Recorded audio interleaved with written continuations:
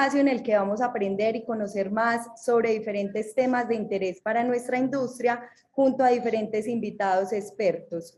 Me gustaría darles un saludo a todos ustedes, a todos los que se conectan desde diferentes países de la región como Colombia, México, Perú, Ecuador, Bolivia, también desde Argentina, Costa Rica y desde otros países de la región. Esperamos que este sea un espacio de mucho provecho para todos ustedes y que puedan aprender bastante sobre los diferentes temas que vamos a tener a continuación. También quiero darle entonces un saludo y la bienvenida a mi compañero Luis Enrique, quien hoy estará acompañándome como anfitrión de este gran encuentro de gestión de riesgos. Hola Luis Enrique, ¿cómo estás y qué tal todo por México? Hola Moni, ¿cómo están? ¿Cómo está toda nuestra audiencia que hoy nos honra con su presencia? La verdad es maravilloso ver cómo cada día va creciendo esta comunidad de Pirani, cómo literalmente estamos desde México hasta Argentina. Pues les damos la bienvenida, como te comentaba, también quiero darle la bienvenida a nuestro CEO, Alejandro Orego, quien dará el banderazo inicial de salida de este magno evento, Pirani Summit 2022, y que también nos hablará brevemente sobre la visión de Pirani, de cómo estamos visualizando y conceptualizando el futuro de la gestión de riesgos y hacia dónde nos estamos dirigiendo como marca para responder a todas estas necesidades del mercado y de las organizaciones específicamente. Alejandro, bienvenido, buenos días. Hola Luis, hola a todos, ¿qué tal? ¿Me escuchan? Bueno, pues nada, gracias Mónica y Luis por organizar este evento. Créanme que me siento súper honrado de liderar una compañía como Pirani. Hace un poco más de 10 años, Pirani nació en Medellín, una ciudad, la segunda ciudad de Colombia, inicialmente para responder a unas necesidades regulatorias del sector financiero. Y afortunadamente empezamos a crecer, a tener más clientes de esa industria, llegamos a los primeros países en América. Evidentemente 2020 fue un año trascendental, yo creo que en el mundo pasaron cosas. A mí me tocó de cerca ver que empresas cercanas a mi familia y a Pirani desaparecieron. Solo en Colombia desaparecieron más de 40.000 empresas. Y decíamos, pues, con mis socios, si muchas de estas empresas hubieran hecho gestión de riesgos, a lo mejor no hubieran tenido que cerrar. Y qué bueno que la gestión de riesgos no sea solamente un tema para cumplir una norma, sino para garantizar la continuidad de los negocios y el futuro de mucha gente. Y se volvió un sueño y un propósito personal y de Pirani ayudar a más empresas a gestionar sus riesgos de manera simple y que pudieran seguir existiendo y darle trabajo a una cantidad de gente y ayudar a la economía de todos nuestros países. Hoy ese sueño se ha materializado. Hoy estamos en 16 países, como decías Luis, desde México hasta Argentina. Lanzamos un producto free trial para ayudarle a muchas empresas que incluso todavía no tienen cómo pagar su primer software a que puedan empezar a hacer gestión de riesgos. Tenemos planes desde un Essentials para los que necesitan unas medidas mínimas hasta un plan Enterprise para el que necesita todo. Pero también lo cierto es que una empresa puede tener el mejor software del mercado, el Lamborghini de la gestión de riesgos, pero siempre hay un reto que resolver y es el tema de cultura de gestión de riesgos. Si no se tiene cultura de gestión de riesgos, una empresa y unos equipos nunca le van a sacar provecho a un software. Entonces también hemos hecho un esfuerzo muy grande desde Pirani en hablar de gestión de riesgos, en invitar a la gente que sabe de gestión de riesgos y a conectar a todas las iniciativas y a todas las empresas en la TAM para que hablemos de esto, que no se quede en un tema por allá lejano y aburrido. Y hemos hecho, aparte de mucho contenido, de muchos eventos, hemos hecho hemos hecho unos estudios anuales para sondear un poco cómo está la cultura de gestión de riesgos. Y nos hemos dado cuenta que independiente del país, de la geografía, incluso del tamaño, tenemos en Latinoamérica unos retos muy similares, que insisto, uno va del tema de cómo ayudamos a instaurar una cultura de gestión de riesgos en las empresas, en los equipos, cómo mejorar ese cumplimiento normativo. Entonces, por eso nacen estos espacios y de entrada pues quiero agradecerle a Jaime Martínez, a Jonathan, a Mónica Orozco y a José Antonio Ortiz por aceptar tan generosamente esta invitación a compartir todo ese conocimiento que tienen con nuestra comunidad y que juntos podamos entonces hacer este encuentro de gestión de riesgos, que ojalá lo hagamos más a menudo. Igual en Pirani pues tenemos eventos cada semana, cada mes, pero este es el gran encuentro del año, que se nos vuelva una cita los siguientes años. Muchas gracias nuevamente a los expositores por aceptar esta invitación. Muchas gracias Mónica y Luis pues por orquestar el evento. Muchas gracias a Dube que nos está ayudando con la producción, pero sobre todo gracias a los asistentes por sumarse a esta iniciativa, por querer aprender y porque ojalá todos juntos podamos ayudarles a las empresas de Latinoamérica a gestionar sus riesgos de manera simple, a que garanticen la continuidad de sus negocios, a que mucha más gente pues, pueda trabajar en estas empresas y que estas empresas impulsen el crecimiento de la región. Ese es el sueño que tengo como CEO, ese es el sueño que tenemos en Pirani y el que comparten ojalá todos mis colaboradores. Espero que disfruten este espacio, lo hemos hecho con mucho cariño. Pues nada, bienvenidos y que aprendamos mucho en este espacio. Un abrazo. Muchas gracias, Alejandro, por tus palabras. La verdad, nos honra estar en esta empresa y las directrices que tenemos como tal. Así es, Luis Enrique. Muchísimas gracias, Alejandro, por esta bienvenida que nos das. Por acá todos los asistentes nos van contando desde dónde se están conectando, desde Perú, desde Venezuela, desde Ecuador. De verdad que es un encuentro latinoamericano de gestión de riesgos y como lo mencionaba anteriormente, esperamos pues que sea un evento de mucho provecho para todos ustedes. Muchas gracias entonces, Alejandro, por habernos contado cómo en Pirani estamos inventando el futuro de la gestión de riesgos y ayudando a las empresas a garantizar la continuidad de sus negocios. Ahora sí, entonces para comenzar nuestra primera charla del día de hoy, nuestra primera conferencia, le damos la bienvenida a Jaime Eduardo Martínez. Jaime Eduardo nos acompaña hoy desde Bogotá, Colombia, y entre otras cosas, Jaime Eduardo tiene experiencia en la gestión integral de riesgos, de mercado, de crédito, de liquidez, también en la gestión de riesgos operativos, SARLAF, todo el tema de lavado de dinero y financiación del terrorismo, y asimismo en temas de seguridad de la información, principalmente en el sector financiero. Jaime Eduardo ha sido vicepresidente de riesgos en el Fondo Nacional del Ahorro de Colombia, también director de riesgos en el Banco Popular. Y bueno, no, es un placer para nosotros poder contar con Jaime hoy en este encuentro. Jaime, bienvenido y adelante con tu exposición sobre actualidad y retos de la gestión de riesgos en Latinoamérica.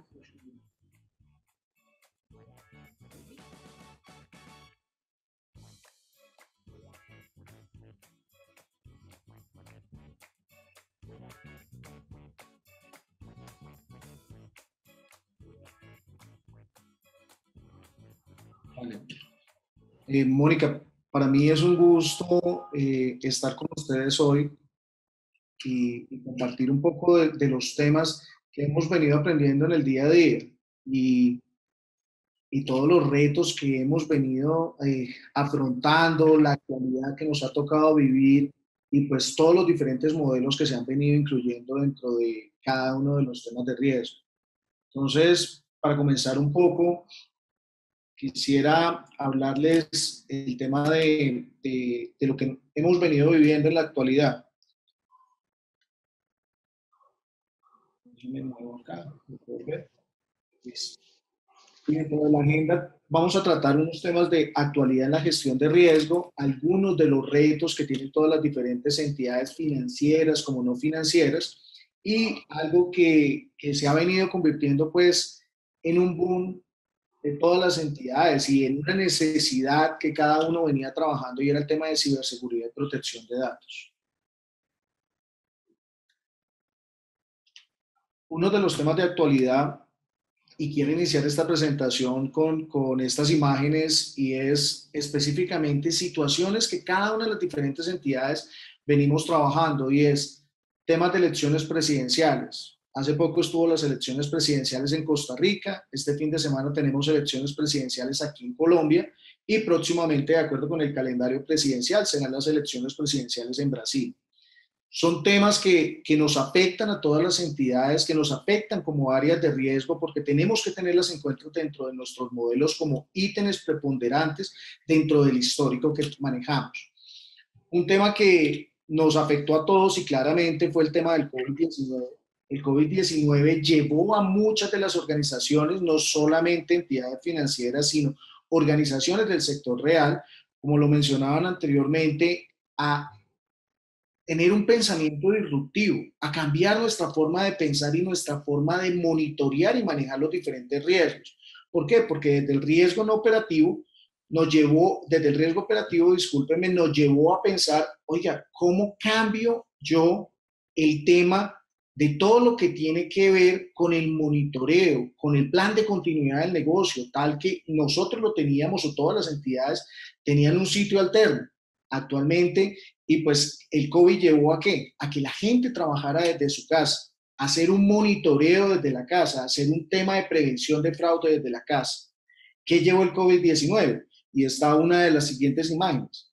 Pérdida de trabajo, disminución de ingresos, cerrar algunas de las entidades, cerrar algunas empresas, como lo mencionaban, por no tener un tema de riesgo, claro, no tener un tema de riesgo de pronto implantado, que vinieran manejando, pues tuvieron que cerrar. Claramente, hay otro de las imágenes, es el tema inflacionario, que nos afecta no solamente a las entidades, sino a nosotros como consumidores financieros, porque consumimos menos, afecta el tema de canasta familiar. Y finalmente, algo que no fue, digamos, ajeno a todas las entidades, y fue el tema de la incursión de Rusia hacia Ucrania. ¿Por qué? Porque este tema de guerra generó que como Colombia, uno de los países que importaba la gran mayoría de sus insumos, o que importa la gran mayoría de sus insumos para la producción agropecuaria, pues no tuviera esto. Entidades o países que importaban el gas desde Rusia también tuvieran este problema. ¿Y qué nos lleva a pensar este tema con estas imágenes y a empezar a hacer la reflexión sobre las entidades y cómo manejamos a nivel de las entidades todo el tema de los modelos con los cuales nosotros hacemos seguimiento a la gestión de riesgos financieros? Y es, piensen todo este histórico que se vino generando o que se generó durante estos 2 últimos años y llévenlo a sus modelos. Hagan una recalibración de esos modelos de estrés, de mercado, de liquidez, de crédito que tenían implementados o que se tienen implementados, y transfórmenlos. Tengan en cuenta estos ítems para que ustedes tengan un acercamiento mucho más claro de lo posible que puede llegar a pasar. En el nivel del score, y es un modelo de score, también a nivel de los diferentes países, pues se fueron aprobando algunas de las reglamentaciones. Aquí en Colombia se aprobó la reglamentación, o se aprobó una circular en lo que tenía que ver con ley borrón y cuenta nueva. ¿Qué llevó a las entidades o qué nos llevó a nosotros como entidades tanto financieras? Y es hacer el análisis del modelo score, ese modelo score, tener en cuenta esa regulación para no ir a afectar a los consumidores financieros. Y dado el tema de pandemia, que muchos no podían pagar sus obligaciones y que tenían que entrar a tratar de aplicar esas circulares que la superintendencia había emitido en ese momento, y era poderles dar unos alivios financieros. ¿Para qué? Para poder cumplir con esas obligaciones. ¿Qué es lo que también nos está y que hemos venido trabajando en todas las diferentes entidades? Y es el tema del CIAR, que es el Sistema de Administración de Riesgo, donde se confluyen todos los diferentes riesgos y se manejan sobre una sola sombrilla, donde voy a manejar riesgo de mercado, riesgo de liquidez, riesgo de crédito, riesgo operativo, y se maneja como un todo, en los cuales ese todo nos va a permitir a nosotros tener un panorama mucho más claro. en lo que tiene que ver con el apetito de riesgo, la tolerancia, la capacidad que tenemos nosotros como entidades. Y finalmente, pues en la parte de la gestión de riesgo en la actualidad está el tema de la inclusión de lo que ha venido trabajando Basilea. Y Basilea ha venido trabajando poco a poco, ha venido implementando temas de modelos de riesgo, temas de lo que tiene que ver con el tema de liquidez, de solvencia, de colchones, de liquidez, que permitan a las diferentes entidades poder cumplir con sus flujos de corto, mediano y de largo plazo. Uno de los temas de actualidad, y quise dividir esta presentación en dos partes, uno era el tema de riesgos financieros y el otro es el tema de riesgos no financieros. Y claramente con el tema del COVID-19 llevó a todas las organizaciones, no solamente entidades financieras, sino organizaciones del sector real, a pensar desde el riesgo que venían trabajando claramente en el tema de teletrabajo. Algunas organizaciones tenían modelos híbridos que tenían 2 días en casa, 3 días en la oficina, algunos no lo tenían, otros lo estaban empezando a plantear.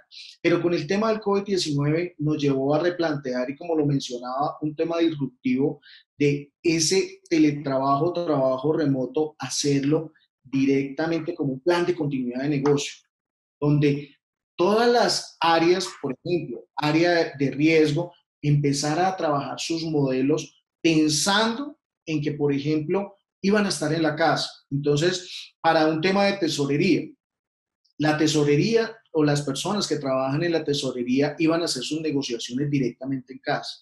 Entonces era trasladar lo que la regulación nos dice, y es cómo evitar el ingreso de terceros a los sitios de negociación donde no se llegase a presentar alguna preacordada, alguna operación en la cual el trader que está haciendo una operación negociara con otra persona que está directamente en su casa para que al mismo tiempo llegaran a hacer una operación y dijeran 1, 2, 3 y cerramos la operación.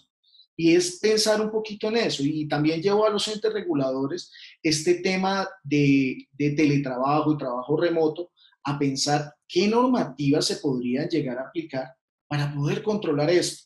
Y a nosotros desde riesgo, que es software o que se puede llamar como un modelo, porque uno necesariamente, también como lo nombraba, uno puede tener el Renault 4 o el Ferrari a nivel de software, y a partir de eso poder monitorear los diferentes riesgos. Esos modelos que también nos ayudan a nosotros, y no solamente desde la parte de riesgo, que uno puede decir, estoy monitoreando el riesgo, sino a nivel de fraudes. Evitar esos fraudes, porque no solamente las entidades y las organizaciones se especializaron. Aquí se especializaron también los defraudadores, los hackers. Llevaron también a un punto mucho más alto y a nosotros a pensar cómo podemos evitar que esa fuga de información o nos vayan a tener que actuar en ese momento y decir, ¿qué hacemos? No, tenemos que adelantarnos como áreas de riesgo. Esas mismas temas de fraude tecnológico, está el tema de las puertas tecnológicas o la fuga de información, como decía. Actualmente está el boom del tema de ciberseguridad y protección de datos. ¿Por qué? Porque se están abriendo esas puertas para que los defraudadores hagan captura de información y cobren sobre esa información. Información que es muy importante para cada una de las diferentes organizaciones. Y claramente, dentro de los riesgos no financieros en la actualidad, el área o las áreas de riesgo están haciendo todo el seguimiento y el control a los productos digitales. No solamente, y quiero ser muy claro, el tema del COVID llevó a que las entidades pensaran en productos digitales. No, esto era un tema que se venía trabajando, pero tomó mayor fuerza a nivel de las entidades. Cuando empezó el tema del COVID, 2020, 2021, ahorita 2022, cada una de las diferentes entidades ha venido sacando productos digitales, llevando a las personas a que hagan sus transacciones de forma digital, evitar que la persona se tenga que desplazar con un tarjetón o una tarjeta o un talonario, como lo llamaban mis papás, el talonario de acercarse a la casa, a la caja y poder retirar o poder hacer una transacción.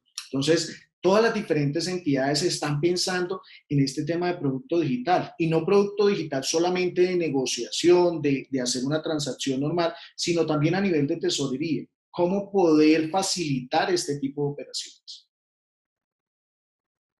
Viene el tema de retos. Y cada una de las organizaciones y de las entidades financieras se han venido planteando unos retos de acuerdo con los cambios regulatorios y los cambios a nivel mundial y de Latinoamérica, de todo lo que viene pasando. Y quiero iniciar también esto con una imagen en la cual pues está todo el tema de los retos regulatorios, como lo mencionaba, está el tema de los retos de liquidez, cómo yo poder transformar o modelar para poder generar un equilibrio entre el riesgo y el dinero que tengo. Está también el tema de cómo yo puedo o qué me invento o qué puedo empezar a controlar para que la cartera no se me ruede, no tenga un default de cartera y no tenga que empezar a castigar un mayor volumen de cartera. Está el tema de los cambios organizacionales, está el tema de los cambios regulatorios y claramente pues está todo el tema de avanzar en los temas de ciberseguridad, no solamente decir, esto es captura de información o va a haber alguna fuga de información, sino ir un paso más adelante. Y ese paso más adelante es incluir modelos mucho más, digamos, fuertes, modelos robustos que me permitan a mí poderme adelantar un poco o un paso adelante de los defraudadores. Y dentro de el análisis que uno hace, pues a nivel de los retos, claramente pues está el tema de Basilea, y pongo este gráfico así, Basilea versus el regulador. Claramente, dentro de todas las entidades regulatorias a nivel de Latinoamérica, hacen un análisis de lo que saca Basilea, y Basilea plantea unas posibles, digamos, situaciones y plantea unos temas en los cuales cada uno de los diferentes reguladores hace su análisis al interior. Y ese análisis que hacen al interior, cada uno de los reguladores lo que hace es transformarlo a la regulación de cada uno de los diferentes países. Y al sacar esas circulares o esa normativa como tal, pues nosotros como las entidades financieras que nos regimos por el regulador, aquí en Colombia la Superintendencia Financiera de Colombia, pues hacemos el análisis de esas circulares externas o de esos nuevos cambios normativos y los venimos aplicando a los diferentes modelos. Aquí como lo mencionaba, pues Basilea ha venido trabajando arduamente desde 1988 con Basilea I, donde permitía igualdad de condiciones a los bancos internacionales, 2004 con Basilea II en todo el tema de los modelos propios o modelos internos que, digamos, aplicar a cada una de las diferentes entidades, 2010 con Basilea III en toda la utilización de parámetros o modelos propios o modelos, digamos, que me permitieran a mí medir unos niveles mínimos de capital requerido. Entonces empezaron a volcar un poquito, oigan, ustedes, entidades y organizaciones, empiecen a pensar en la liquidez de su empresa, empiecen a pensar cómo yo voy a solventar todas las obligaciones que tengo a corto, mediano y largo plazo. Y finalmente en el 2017 con Basilea IV, ellos hablaban de limitar un poco el sobreapalancamiento con dineros de terceros, criterios de solvencia, y finalmente ellos hablaban de colchones de liquidez, tener esos colchones que me permita a mí en un llegado caso de tener un proceso o un tema de liquidez, pues poder tener como esa capacidad de aguantar lo que está sucediendo para poder salir adelante. Y hablo un poco de la crisis de mercado, de la prevención de crisis de mercado y específicamente de los riesgos de mercado. Y es todo lo que mencionaba de la implementación de los cambios regulatorios actuales que nos lleva a hacer el fortalecimiento de los diferentes modelos. Y específicamente aquí en el siguiente slide, como lo menciono, pues, o en el siguiente ítem, disculpen, está el fortalecimiento de todos los esquemas de las pruebas de resistencia. Es importante no solamente para una entidad financiera, sino para una entidad del sector real, montar esquemas de pruebas de resistencia, donde me permita a mí tener la capacidad de poder modelar situaciones sociales, económicas, políticas, financieras actuales del país, para poder yo tener claro cuál es mi posición, y a partir de estos eventos de crisis o estos eventos que lleven a un momento de liquidez profunda, se puede llamar así, donde ya la empresa se siente que va a cerrar, pues tener esa capacidad de poderme adelantar o poder solventar de una forma clara cómo yo voy a manejar esa liquidez a partir de esas crisis. Efectivamente está la parte, como lo mencioné anteriormente, de la calibración de los modelos normativos, de regulación interna en cuanto a liquidez, valoración, cartera. Claramente, pues la cartera se vio muy golpeada con el tema del COVID-19 y fue uno de los temas en los cuales las diferentes entidades trabajaron pues para poder evitar ese golpe tan grande que se venía presentando con todo el tema del COVID-19 y del impago por parte de algunas de las personas. Entonces se fortalecieron temas de cobranzas, donde se hizo una cobranza más inteligente, no se hizo una cobranza que yo lo llamo de forma graciosa y sin sentido de ofender a nadie, pero era una cobranza chepito, donde tú llamabas, acosabas, señor, usted no ha pagado, lo llamo a las 8, a las 9 de la noche, y no, esto es una cobranza pensando en cada uno de los perfiles de las personas. Y no ese pensando, sino a través de modelos. Implementar modelos econométricos, implementar modelos estadísticos que me permita a mí de una forma mucho más precisa poder perfilar cada uno de los diferentes clientes. Y al tener ese perfilamiento de clientes, pues saber cómo yo puedo implementar esa cobranza. ¿Qué es una de los otros temas? Y el tema de definición de un apetito, una capacidad y una tolerancia de riesgo. Y esto no es solamente, y quiero ser muy claro, para entidades financieras, sino uno lo puede implementar para el sector real, donde yo como empresa a nivel de lo que tengo definido a nivel estratégico de mi empresa o de mi entidad, definir un apetito. ¿Cuánto es el apetito que yo tengo? ¿Cuál es el apetito que yo tengo a nivel del mercado, de la liquidez, del crédito, a nivel de riesgo operativo? Que eso es un tema también que muchas de las entidades, y eso ha venido cambiando un poquito la mentalidad de que el riesgo operativo ya uno lo puede cuantificar, y uno lo cuantifica a nivel de pérdidas. ¿Qué tanta pérdida estoy teniendo yo? Y finalmente, pues está la parte de constitución y monitoreo de colchones de conservación de capital, que esto va muy encaminado a lo que se menciona en Basilea 4. A nivel de crédito, está todo el tema de la recalibración de los modelos, como lo había mencionado en los modelos del score. Está la implementación, y esto es un tema súper importante, de inteligencia artificial y de Big Data, donde, como lo mencionaba, es hacer perfilamientos de los clientes de forma estadística, donde yo conozca cuál es el comportamiento diario o el comportamiento de pago de cada uno de los clientes. Y hay un tema que sigue siendo importante, que es todo el monitoreo de alertas tempranas.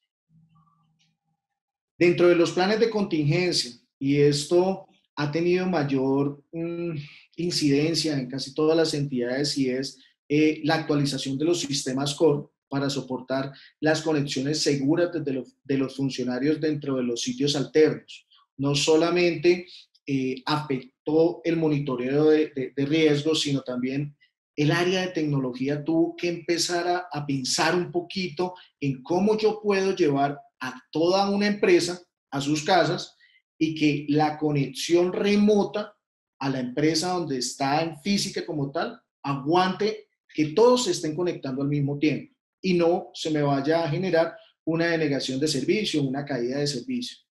Dentro de la continuidad del negocio, pues, como lo mencionaba, pues estaba encaminado a los hogares de las personas naturales vinculadas, que pues efectivamente, como lo menciono, también pensar cómo yo llevo a las personas, y esto lo hablo para el sector financiero, a las personas que trabajan en el área de tesorería a su casa, para que puedan operar en su casa, tener esos computadores, esos Bloomberg, esos sistemas de negociación, donde puedan hacer sus transacciones, y no que en el momento que estén haciendo una transacción, estén colocando una punta de compra o de venta, se les caiga el sistema. Entonces es también fortalecer ese tema. La parte de monitoreo y control de personal de tesorería en procesos de negociación, digamos que eso, como lo mencionaba, pues es poder entrar a revisar cuál es el seguimiento que yo le puedo hacer a una persona que trabaja en tesorería, que trabaja en su casa, cómo puedo yo implementar y ir de la mano de la regulación. Es clarísimo la parte de cultura en gestión de riesgo de las empresas. Es inculcarle esa cultura a cada una de las diferentes personas que trabajan en la empresa, no solamente desde el área de riesgo, sino la persona que trabaja en el área operativa, que trabaja en el área comercial, que trabaja en el área de cumplimiento. La implementación y monitoreo también de alertas tempranas, pues a nivel tecnológico. Claramente, pues en esta pandemia se presentaron caídas de la página y no se tenía un monitoreo de esas caídas y llegaba uno con sorpresa, el cliente decía, pero yo no puedo entrar. Entonces es tener un monitoreo, tener un software o tener algo in situ que me permita a mí poder saber si hay algún problema con la página en la cual yo le estoy ofreciendo mis servicios. Y constitución de matrices de probabilidad de impacto, que esas matrices pues van a poder permitirme a mí desde el área de riesgo saber cuál es el impacto que se está generando en los planes de contingencia que yo tengo actualmente. Bueno, y la parte interesante que se ha vuelto pues moda en casi todas las entidades y que pocos son los expertos en los temas de ciberseguridad y protección de datos, porque pues muchos entramos en este mundo de ciberseguridad y protección de datos y tratamos de entender de qué trata. Uno dice ciberseguridad y uno se imagina, ¿no? La Matrix y se imagina pues los números, los datos y todo eso, pero eso hay que llegar y aterrizarlo y hacérselo entender a cada una de las diferentes personas.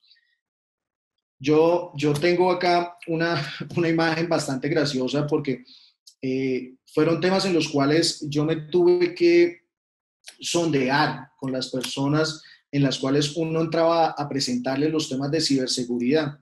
Y uno empezaba a hablar con miembros de junta directiva y decía, no, es que se va a hacer una implementación de un sistema DLP y todos, ok.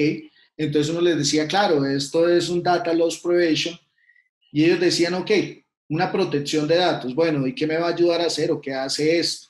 O fácilmente cuando se explicaba todo el tema de que se hacían pruebas de ética, el hacking, una prueba de caja gris, caja negra, o sencillamente cuando entraba uno a explicarles a las personas y esta imagen de arriba del arbolito, que eso fue un caso muy gracioso porque pues no, pues se veía muy bonito en la parte de abajo de la pantalla y era el mes de diciembre y pues se veía más iluminada la pantalla porque prendían los bombillos, pero pues la gente no entendía que eso era un posible ransom en el cual estaba atrapando la información, capturando la información y robando la información a su computador.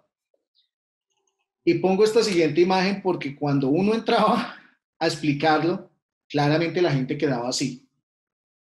Y cuando uno entra a hacer las capacitaciones y habla uno del tema de ciberseguridad y protección de datos, la gente le da pereza. Y lo primero que te dicen, eso es un tema súper ladrilludo, eso no lo entiende nadie, eso es solamente para la gente de riesgo, la gente que conoce de tecnología, robótica, eso te dicen cualquier cantidad de cosas. Pero uno entra y lo explica de una forma clara, como lo decía, y uno tiene que aterrizárselo y hacérselo entender a todas las personas de una forma sencilla. ¿Y cuáles son los recursos objetivos en el tema de ciberseguridad?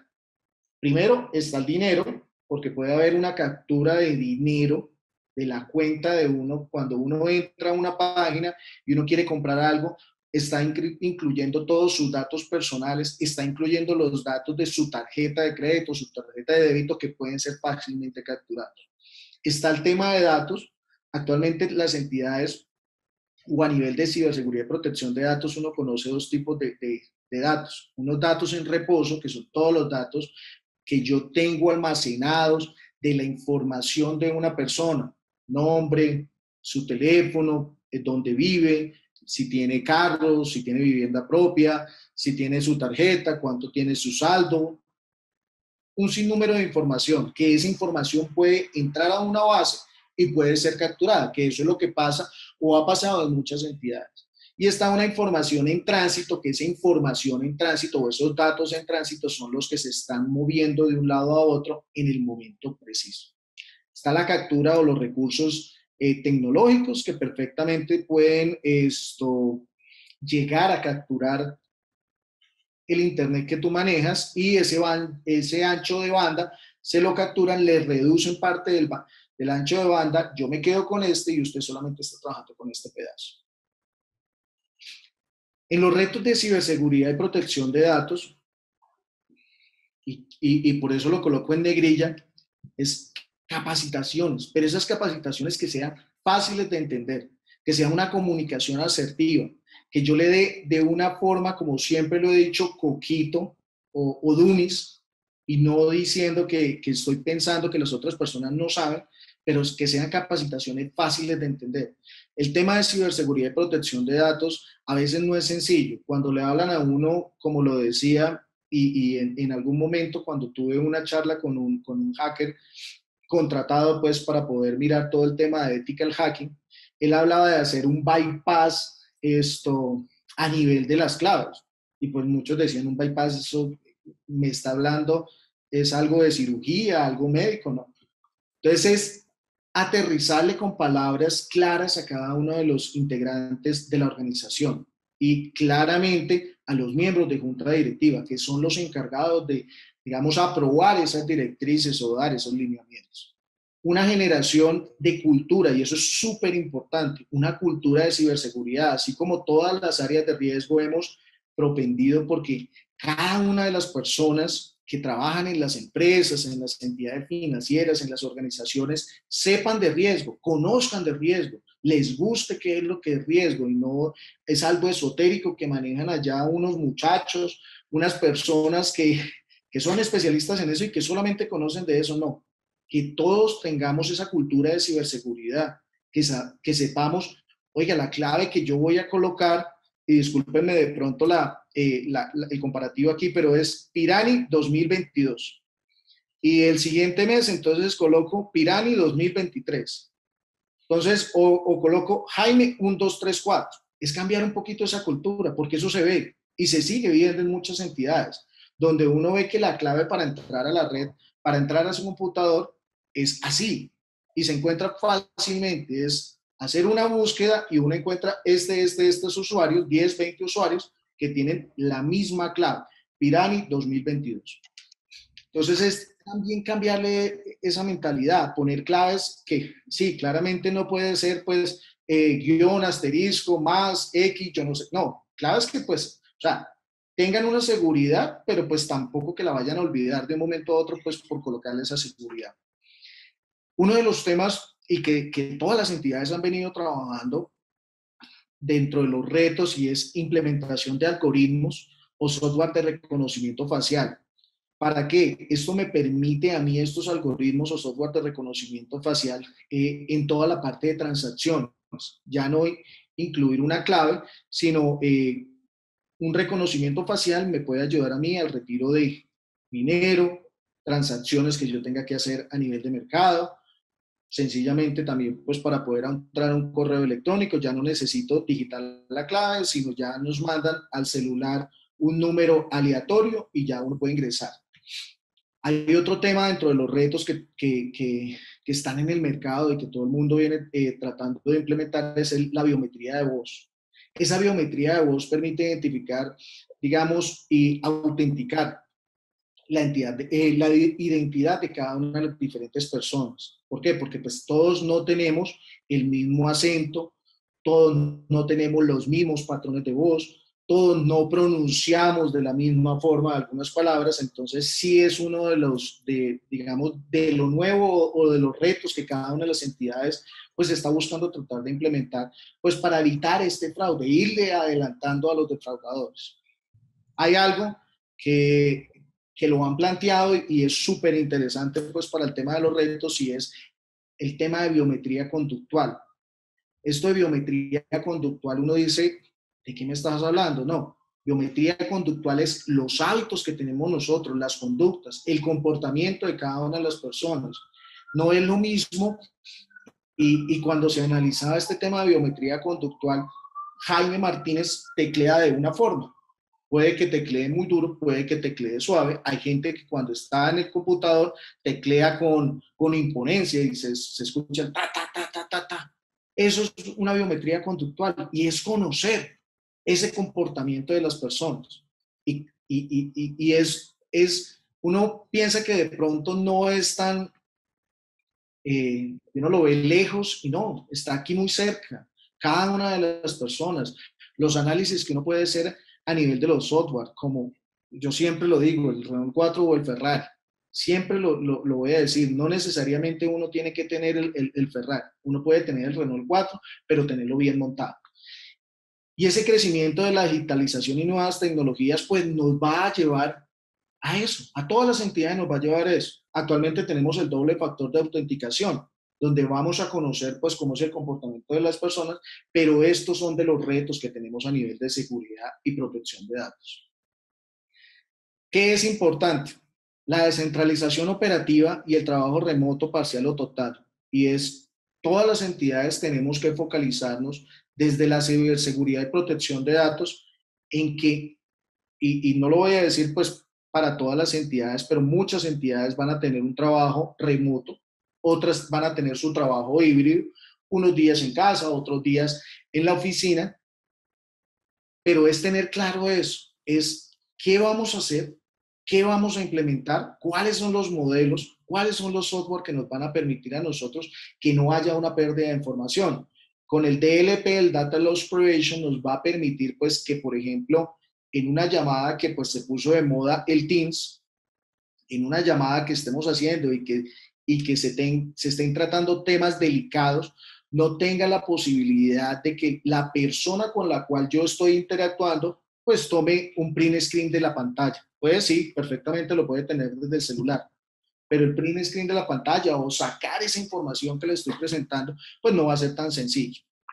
Alertas tempranas, y esto sí es un tema muy importante que se está implementando y que muchas de las entidades lo han venido implementando, y es cuando yo le presto un servicio y yo soy el tercero y yo tengo mi software acá, el tercero tiene la posibilidad de ingresar a cierta parte de la base de datos. Estas alertas tempranas es cuando la persona o el señor que está aquí tecleando y tratando de mover la información entra a cierta parte de la base de datos, inmediatamente me manda una alerta donde me dice esta persona con este perfil y estas características no puede ingresar a esta parte.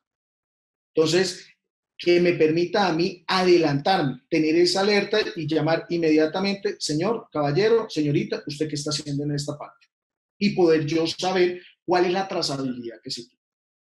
La fuga de información, como lo mencionaba pues con el DLP, también pues como yo me llevo el portátil a la casa y perfectamente pues puedo sacar la información, es definir unos perfiles, y esos perfiles que tengan ciertas autorizaciones o ciertas posibilidades de ingresar o sacar información.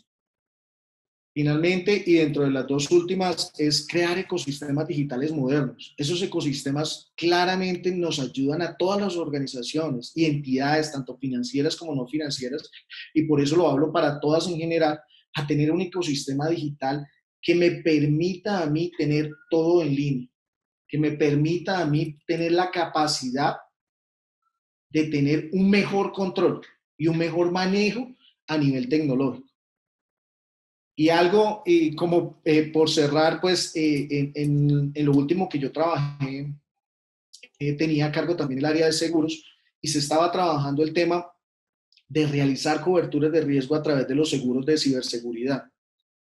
En el 2020 y parte del 2021, pues muchas entidades aseguradoras no tenían y estaban trabajando en la implementación de estos seguros de ciberseguridad que trataran de cubrir estos temas de captura de información, donde entraba el hacker, capturaba la información y decía que para poder soltar esa información o poder que usted pudiera acceder a esa información tenía que pagarme a través de criptomonedas, y como esas criptomonedas no pueden ser o no son rastreables, pues usted perdía la plata, o pagaba o perdía la información.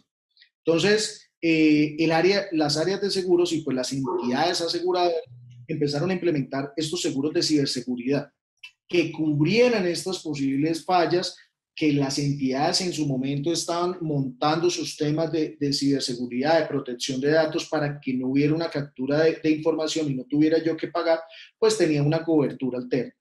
Entonces, es un tema que también es importante, que también nos sirve para todas las organizaciones y todas las entidades tener estas coberturas. No son malas, tienen muy buenas coberturas y creo que pues puede ayudarnos a todos como un reto adicional. Pues eso era lo que les quería contar el día de hoy. Creo que traté de hacer un recorrido grande sobre todos los diferentes temas de riesgos financieros, no financieros y el tema de ciberseguridad. Muchísimas gracias, Jaime, por esta conferencia tan interesante en la que nos has comentado sobre los retos actuales que está asumiendo las áreas de riesgo para implementar todos estos estándares de sistemas integrales de administración y gestión de riesgos, además de los controles que hay que considerar para hacerle frente a todo este mundo nuevo que ya llegó de la ciberseguridad, de los ciberataques, que cada día son más sofisticados, más complejos, y más aquí en Latinoamérica, donde somos muy creativos. Moni, no sé si tengas ahí algunas preguntas, respuestas para Jaime Eduardo. Claro que sí, Luis Enrique, y nuevamente, Jaime Eduardo, agradecerte por todo este contenido tan valioso que nos acabas de compartir. La verdad fue muy interesante ver cómo desde la pandemia todo ha evolucionado también en el área de riesgos y esos retos que tienen las empresas hoy en día, sobre todo en el tema de ciberseguridad, que es tan importante. Y bueno, como lo comentaba Luis Enrique, claro que sí tenemos algunas preguntas de nuestros asistentes que nos las han hecho a través del chat, también a través del módulo de preguntas y respuestas. Y por acá, para empezar, Célico Escobar nos pregunta, ¿qué relevancia o incidencia tuvo el riesgo operacional y el riesgo estratégico durante el punto más alto de la pandemia? Bueno, quiero empezar riesgo estratégico primero. Todas las entidades tenían planteado o inicialmente uno hace un prospecto de cómo me voy a comportar yo como entidad o a dónde yo quiero ir el año siguiente. Ese riesgo estratégico que cada una de las diferentes entidades tenía planteado y empezó el mes de enero, después empezó el mes de febrero, iniciamos con el tema de pandemia que nos encerraron, porque pues se puede decir así, tuvo que hacer un cierre donde la gente tuvo que trasladarse a su casa de una forma que se puede decir abrupta, cambió el tema del riesgo estratégico. ¿Por qué? Porque ya tuve que plantearme un riesgo estratégico diferente. ¿Cuál era el apetito que yo tenía a nivel estratégico como entidad? Y una entidad financiera claramente se vio afectada, o las entidades, o varias entidades se vieron afectadas en su cartera. Eso que tenían planteado tuvo que modificarse. Quería empezar por la parte de estratégico. A nivel de riesgo operativo tiene como dos frentes. La parte de riesgo operativo, donde todos los diferentes riesgos que se pueden llegar a presentar, que es el riesgo de recursos humanos, el riesgo tecnológico. Entonces empezaron a verse esos diferentes riesgos y en mayor medida. ¿Por qué? Porque pues hubo caídas de servicio tecnológico. Entonces era un riesgo operativo el cual yo no tenía en este momento porque no tenía la capacidad tecnológica para poderlo afrontar. Y está el riesgo, como lo mencioné, dentro de la parte operativa, el de continuidad del negocio. Y es, nosotros como entidades afrontamos la continuidad del negocio de una forma, pero disruptiva, pensando qué voy a hacer y cómo lo voy a manejar. ¿Y cómo lo manejé? Lo manejamos fue este centro alterno de operaciones que cada una de las entidades tiene definido. Se hizo un centro alterno de 1,000, 2,000, 4,000 personas, dependiendo de los empleados que uno tenía. ¿Por qué? Porque decía el centro alterno iba a ser su casa. La casa donde usted residía o el sitio donde iba a estar, tenía yo que mirar unos controles a nivel de riesgo operativo de que no hubiera fuga de información, mirar desde, y ahí sí lo digo de forma global a nivel de riesgo, mirar desde seguridad de la información, mirar desde riesgo operativo, claramente trabajar con el área de tecnología. ¿Por qué? Porque no podíamos permitir que las operaciones se cayeran. No podíamos permitir no cumplir una operación a nivel financiero. No se podía permitir que no se cumpliera, por ejemplo, una orden de servicio que se había planteado y se había tenido claro. Entonces, creo que sí nos llevó a las entidades a pensar y a replantear el riesgo estratégico que yo tenía como entidad, cuál era el apetito, cuál era hacia dónde quería yo ir, cuál era la utilidad que yo esperaba tener, y también replantear cómo yo me planteo o cómo yo trabajo el riesgo operativo a nivel de riesgos operacionales, de riesgo de mercado, de riesgo de liquidez, de riesgo de crédito y claramente a nivel de ciberseguridad y seguridad de la información. Gracias. Jaime, yo tengo otra pregunta que nos hace Diego Vargas. Nos dice, buenos días, de toda la información que logramos capturar en las matrices de riesgo, ¿cómo recomiendan exponer los resultados a la dirección para que de manera gerencial se puedan tomar decisiones? Mira, yo soy uno de los, lo digo aquí abiertamente, a mí me encanta toda la parte de los modelos y me encanta trabajar en modelos, a pesar de que cuando uno va subiendo no lo dejan tener el tema operativo, pero la mejor forma de uno presentar los modelos, y como lo dije cuando hablábamos del tema de ciberseguridad, es presentárselos con cifras claras. A las personas de la junta directiva y a las personas de la alta dirección les gusta tener cifras claras. Yo sé que uno a nivel, cuando está haciendo modelaje, uno trata de meter temas muy técnicos y darle la preponderancia, porque claramente es el trabajo de uno. Uno está haciendo el modelo, uno está mapeando la información, pero es dar una cifra clara. Mira, la utilidad es esta. El riesgo de mercado o el VAR me está dando tanto. Si hago una proyección de este VAR a través de un modelo, me da tanto. El riesgo de liquidez actualmente, el IRL, tengo un IRL, no sé, 1 billón. Si seguimos con esta estrategia de inversión, de desinversión, podemos llegar a un IRL de 200.000. Entonces, es cifras claras. Los modelos como tal le sacan a uno o le generan a uno un global, se puede decir, de diferentes cifras. Cifras que de pronto a la alta dirección no le interesa. Le interesa son cifras puntuales que ellos claramente puedan decidir y tomar medidas de decir, tenemos un VAR de tanto, este valor es este VAR. Y este VAR, al proyectarlo de acuerdo con las matrices y al proyectarlo cuando yo le incluyo eso a mi modelo, me va a dar un menor valor. Me va a afectar claramente. ¿Qué vamos a hacer? Entonces también yo recomiendo, cuando usted presenta los modelos, es dar alternativas. Invirtamos en estos títulos, desinvirtamos en estos títulos. Podemos venderlos y nos ganamos un carry, podemos comprar y nos ganamos la inversión o la valoración que se está haciendo. Entonces es dar cifras claras, no dar todo el general del modelo, y dar estrategias. Eso es mi recomendación. Creo que es la mejor que uno puede tomar como área de riesgo. Muchas gracias. Muchas gracias, Jaime. Y por acá tenemos más preguntas de los asistentes que están bastante activos y tienen diferentes inquietudes para ti. Por aquí nos pregunta Luis Sepúlveda. Él dice que la vulnerabilidad en ciberseguridad está en las personas. Entonces, ¿cómo asegurar una buena concientización o ideas para trabajar en una cultura de riesgos cibernéticos que sea efectiva? ¿Cómo lo podemos hacer?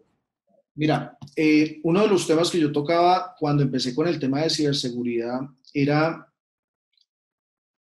en ciberseguridad se manejan muchas palabras o muchos tecnicismos que para nosotros, los del común, yo no soy del área de tecnología ni tengo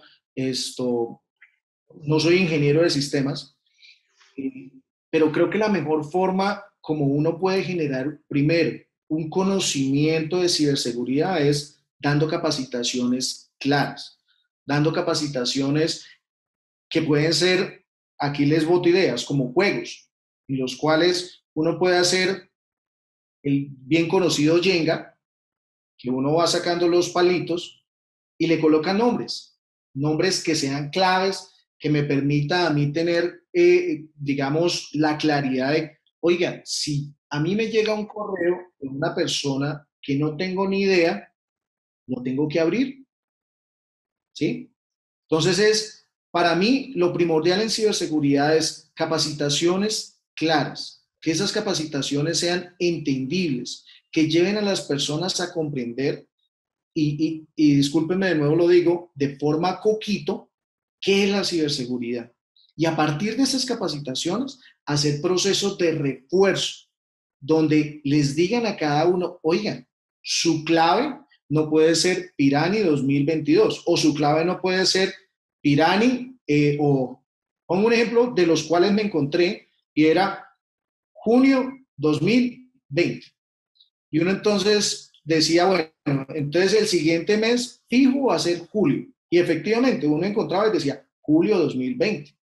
Y esos procesos, y quiero ser como muy reiterativo en eso, a nivel, cuando los hackers especialistas en empresas especialistas donde hacen el ethical hacking, ingresan y van a revisar la base de datos, se encuentran con él. Y no solamente es una, dos personas, se encuentran 20, 30 personas con las mismas claves. Y uno dice, Dios mío, o sea, no solamente la cultura de que todos tenemos que entrar y bloquear nuestro computador antes de pararnos a hacer otra cosa, sino fácilmente es la clave. Entonces, yo creo que es generar y concientizar a cada una de las personas. Decirles a usted, cuando llega a su casa y se acuesta a dormir, usted cierra la puerta de su casa, todo el mundo lo hacemos, ¿cierto? Le pasamos el pasador o las chapas y cierra la puerta de la casa. Es lo mismo, a nivel empresarial es lo mismo. Usted tiene su computador, ¿usted le dejaría una puerta abierta a una persona para que se lleve la información a la cual usted trabaja? Entonces, es generar esa concientización de cada una de las personas de el tema de seguridad de la información y de protección de datos es un tema clave, es un tema esencial para cada una de las entidades. Muchísimas gracias. Entonces, Jaime, te voy a hacer otra pregunta. Erwin Hernández, él nos pregunta, él quiere saber si nos puedes dar algunos ejemplos de modelos de cobro. Mira, nosotros y en la última entidad donde trabajé, tal cual como lo mencionaba, se tenían modelos de cobranza que eran, y no quiero entrar y sé que a algunos les funciona, pero para mí eran muy rústicos en el sentido de que tenían planteado 3 pasos: cobranza preventiva, administrativa y jurídica. Y en cada uno iba yo ejecutando por los días que iba quedando la persona en mora. Lo que se hizo fue implementar un tipo de modelo de cobranza inteligente donde se hiciera, primero desde la parte de crédito, un análisis del comportamiento de la cartera, de cada una de las personas. Se hizo por cada una de las personas el comportamiento de la cartera. Cuántos días de mora y el comportamiento no solamente del primer mes, sino se cogió un histórico. Y después se hizo otro modelo desde analítica de cobranza inteligente, donde se hacía un perfilamiento a partir de estos resultados. Con este perfilamiento de cada uno de los diferentes clientes, yo puedo poder enfocar mis esfuerzos en las personas que en realidad uno tiene que cobrar. ¿Por qué?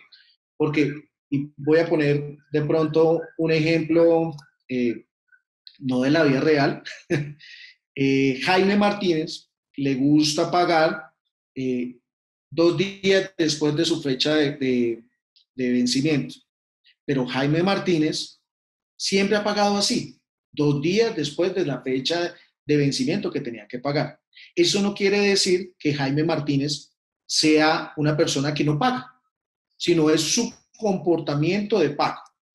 Entonces es poder que ustedes, cada uno cuando hace un modelo de cobranza, y esto es un modelo analítico, donde hace uno regresiones, donde uno proyecta cómo se va a comportar la persona. Pero lo que yo recomiendo es perfilen los clientes, al tener perfilados ustedes los clientes, van a conocer a su cliente.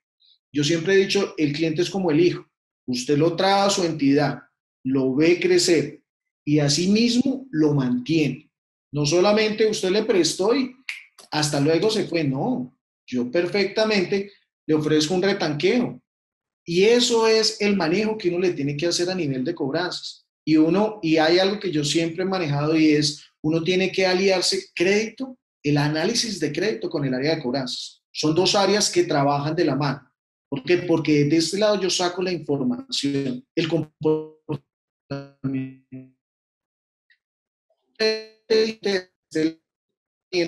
y se comporta cada una de las personas. Porque no a todos se les da igual. Muchas gracias, Jaime. Yo tengo otra pregunta que es un tema muy recurrente en este mundo de la gestión de riesgos. Luis Felipe Castro nos pregunta, ¿cuál es la mejor forma de convencer a los empresarios de implementar una cultura de riesgo? Ya que esto implica básicamente analizar profundamente cada área de negocio. ¿Ves? ¿Cómo convences al board de que tiene que invertir en una plataforma de riesgos? Bueno, inicialmente, cuando yo empecé en el área de riesgos, cuando empecé con la parte de analista, no había una cultura, y claramente lo entiendo, no había una cultura de inversión en un software. Y yo dije, pues no podemos seguir en la era de piedra a palo, pegue, copie, pegue y trate de hacer algo. Y lo que empecé con esa entidad fue en el maravilloso mundo, que yo lo llamo el maravilloso mundo del Excel, que es grandísimo. Se implementaron modelos que uno los puede llamar propios, porque son modelos a través de Visual Basic, que me permiten a mí tener algo robusto, no necesariamente, como siempre lo he dicho, no necesariamente tener el Ferrari. Tengo un Renault 4, pero lo tengo muy bien montado. Lo tengo alineado, lo tengo con buena gasolina, lo tengo pintado, no lo tengo estrellado. Uno puede montar modelos de riesgo en Visual Basic, puede montar modelos de riesgo en Python, R. Hay muchos, digamos, software que no son tan especializados, pero lo puede hacer. Entonces, ¿qué es lo que uno hace primero? Los monta, los plantea ante un comité, primero un comité de riesgo, donde les dice, mire, lo estamos haciendo de esta forma. Y estos son los resultados, y son resultados aproximados, son resultados muy certeros. Pero si tuviéramos un software que yo me demoro 40 minutos sacándolo y tuviéramos un software que me permite hacerlo en línea, para ustedes sería mucho mejor. ¿Por qué? Porque tienen los resultados en línea. Tienen los resultados donde a ustedes les va a permitir tomar una decisión de ya para allá y no tener que esperar al analista mientras corre su modelo en un aplicativo que yo no lo estoy desmeritando porque a mí me encanta el Visual Basic, que se va a demorar un poco más de tiempo. Entonces es saber llegar a estos directivos de una forma en las cuales le va a decir, hay un costo-beneficio. Usted necesita inmediatez y a nivel financiero uno necesita inmediatez en las decisiones. Entonces, creo que es una buena forma de llegarlo y, digamos, de los consejos no se estresen cuando inicialmente les toque hacerlos pues en Excel, en Python o en R. Poco a poco, de la forma como usted maneje y de la forma y de los resultados y de la forma como usted venda y de la credibilidad que usted dé con sus resultados, va a tener la posibilidad de pasar de un Renault 4 e ir aumentando y de pronto llegar a un Ferrari. Muchísimas gracias, Jaime. Tenemos otra pregunta en donde nos dice Danilo Criollo, al apetito de riesgo, ¿cómo empezar? ¿Cómo empezamos con esta parte de definir lo que es el apetito de riesgo para una organización o para nuestra organización? Bueno, es una pregunta bastante interesante porque todos tenemos que pararnos en el riesgo estratégico. Y el riesgo estratégico es ¿a dónde quiere llevar mi empresa? Mi empresa quiere tener esta utilidad, quiere tener un ROA, quiere tener un ROE, quiere tener una valoración de un WAP interesante. ¿A dónde quiero llegar? Y eso pues es a nivel directivo. Y yo planteo a nivel directivo un riesgo estratégico y digo, quiero llegar a esto. Y ese riesgo estratégico me define a mí hacia atrás, hacia riesgos financieros y hacia riesgos no financieros, porque un riesgo operativo también define un apetito. ¿Qué apetito voy a querer tener yo? Entonces, a nivel de liquidez, y pongo un ejemplo, yo tengo un apetito, y eso sí quiero ser muy claro, en la liquidez no necesariamente cuando uno tiene una muy buena liquidez, usted está muy bien. Entonces, los consejos que doy es, uno tiene que definir un apetito, una capacidad y una tolerancia en ambos sentidos. Y en esos ambos sentidos es hacia arriba y hacia abajo.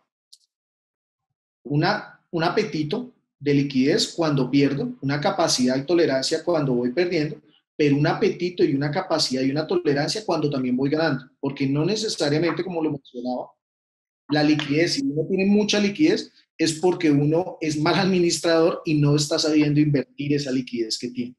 Entonces, eso también se puede ver de esa forma. Entonces, párense desde el punto de vista hacia dónde quiere llegar la empresa a nivel financiero. Y a partir de hacia dónde quiere llegar la empresa a nivel financiero es, yo defino mi apetito, tolerancia y una capacidad, que eso es súper importante. Y no solamente a nivel de liquidez, a nivel de mercado, a nivel de crédito, a nivel de riesgo operativo. ¿Y qué es? De pronto me expando un poquito de qué es esto. Es modélenlo, tomen diferentes variables, no solamente el VaR, no solamente el patrimonio técnico, no solamente el IRL, no solamente la pérdida esperada. Tomen diferentes variables que les permita a ustedes tener una claridad y datos asertivos, que eso es súper clave y súper importante en el área de riesgo. Jaime, así terminamos entonces contigo por hoy. Muchísimas gracias por todas estas respuestas tan claras. Esperamos pues que todos los asistentes hayan podido tener claridad sobre los temas que hemos trabajado con Jaime. Muchísimas gracias. Pasamos entonces ahora, vamos a ver nuevamente un video sobre uno de nuestros productos en Pirani y al regreso comenzamos con nuestra siguiente exposición. ¿A quién no le afecta la falta de apoyo de otras áreas para gestionar riesgos? Y si eso lo combinas con Excel y las 1001 fórmulas, tienes la combinación perfecta para que todos esos posibles riesgos se vuelvan realidad. ¡Que no te pase eso! Protege lo que más importa. Con Pirani podrás descentralizar la gestión de riesgos de tu empresa e involucrar fácilmente a todas las áreas en la construcción, administración y reporte del sistema de gestión de riesgos. Muchas empresas ya utilizan Pirani para ser fuertes y resilientes. Pirani es el software que te simplificará la gestión de riesgos. Dale la bienvenida a la plataforma donde podrás tener toda tu información parametrizada a tu gusto. Disfruta gestionar el riesgo sin facturación durante los primeros 30 días. ¿Qué esperas? Selecciona el mejor plan para tu negocio. Pirani, protege lo que más importa.